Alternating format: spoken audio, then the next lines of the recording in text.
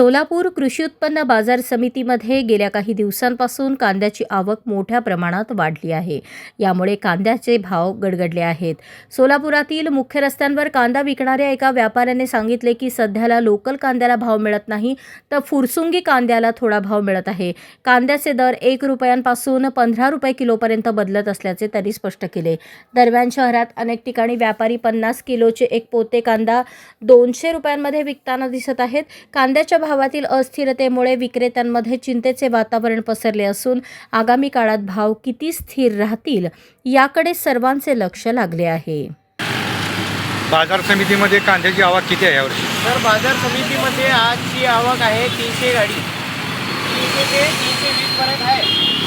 आणि सरासरी बाजार जे आहे खालून 1 रुपयापासून कमीत कमी 15 रुपये 16 रुपये तक भाव आहे. हां, फुरसंगी मालाला व्हॅल्यू आहे, लोकल मालाला व्हॅल्यू बिलकुल नाही. आता हा तुमच्या हातात कांदा आहे तो कोणता कांदा आहे? हे जे आहे सर फुरसंगी कांदा आहे. हे जे कांदा पूर्ण मार्केट यार्डामध्ये सगळ्यात हायेस्ट विकला जाणारा कांदा आहे सर.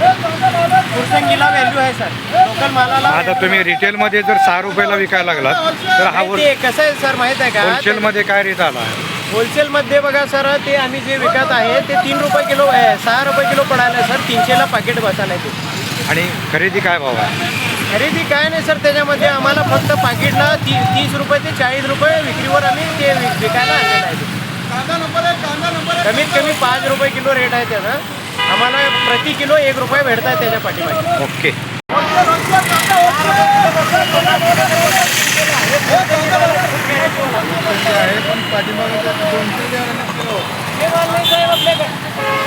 हे जे 200 रुपये द्यायला ते डॅमेज माल आहे. गेल्यावर तुमचं नुकसान होऊ नये, हे रुपये जास्त जाऊ दे, चांगला माल खावा सर.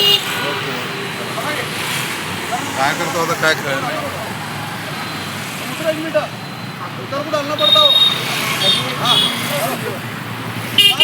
कांदा होलसेल